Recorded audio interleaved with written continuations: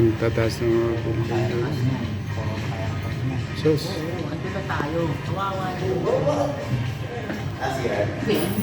ang ibig ko sabihin, yung mga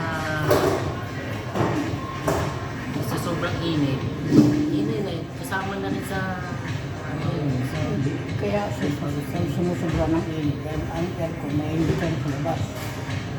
Ang hangin, nag-evaporate siya sa taas, init. Lahat.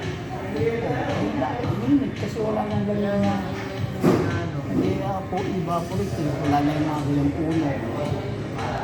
Ang sasagat ng hangin, init. dati walang Aircon, simento. no, ano dati ko,